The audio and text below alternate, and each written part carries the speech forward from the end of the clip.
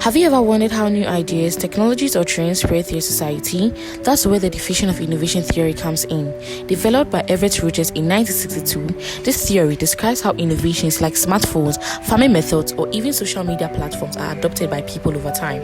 He broke down the population into 5 categories, which are the innovators, the early adopters, early majority, late adopters, and the laggards. The speed at which an innovation or an idea spreads depends on several key factors, such as the relative advantage, observability, triability, complexity, and compatibility.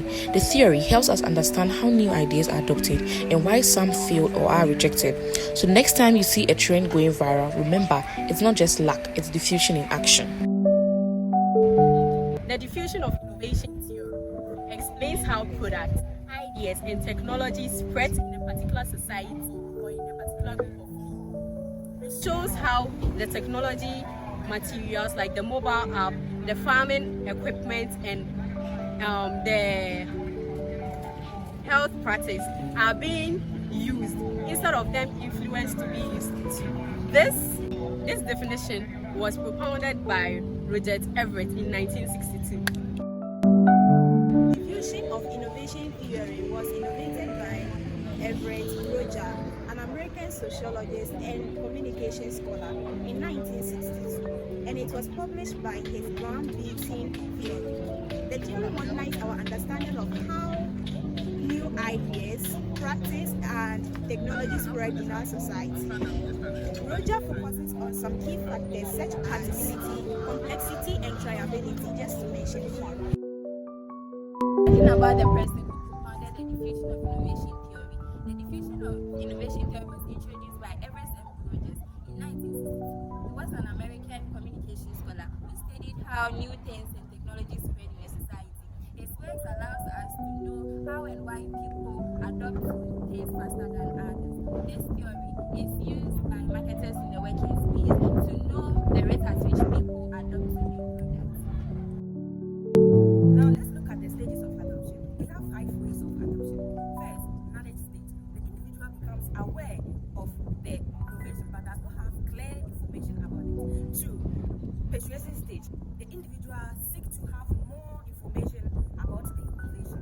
3, decision stage. The individual decides either to adopt the innovation or leave it. 4, implementation stage. The individual weighs the pros and the cons of the innovation. 5, the individual make a decision either to adopt the innovation or stop. So I will be talking about the categories of adopters, and they are the innovators, the early adopters, the early majority, late majority, and the laggards. So the innovators, these are risk takers who have the resources to try new things first. And with the early adopters, these are respected influencers who also do their research before adapting to any innovation.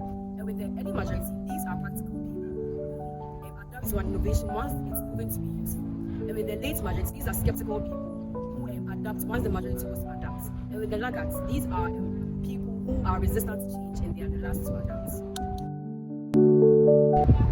Okay, so I'll be talking about the characteristics of diffusion of innovation. 1, we have relative advantage. People adopt new ideas if they feel it's appropriate. Example, people use the smartphone instead of keypad phone. Compatibility is how it explains how the new ideas fit well in the lives of the people. 3, observability is how people see the benefits of a new idea.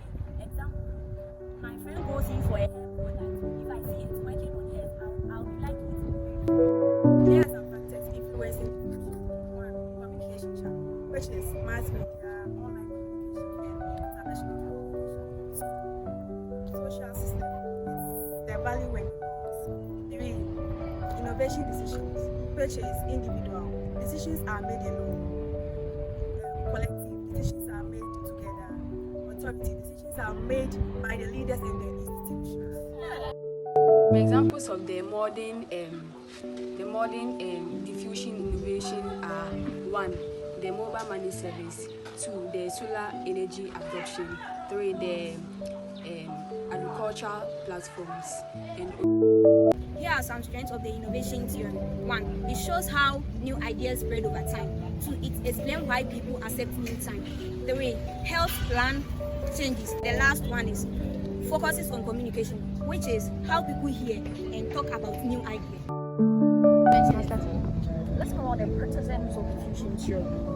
While the diffusion theory helps explain how the innovation spreads, it has limitations as well.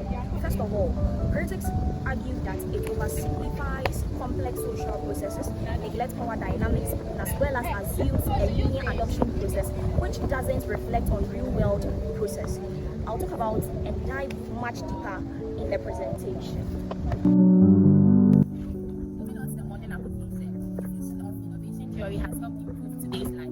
Talking of one, the agricultural sector. Now there are machines like the mowers, trackers, which has made farming more convenient and increased our productivity. Secondly, the education sector. Diffusion of innovation theory has helped introduce learning materials like the iPad, e-learning, projectors, and so many others, which has made teaching and learning very easy. Lastly, the healthcare sector. Diffusion of innovation theory has helped improve the healthcare sector by providing us with X-rays, scanning machine, among others, which help diagnose and detect diseases. Also, it has helped create awareness of diseases like COVID-19, malaria, and also provide solutions.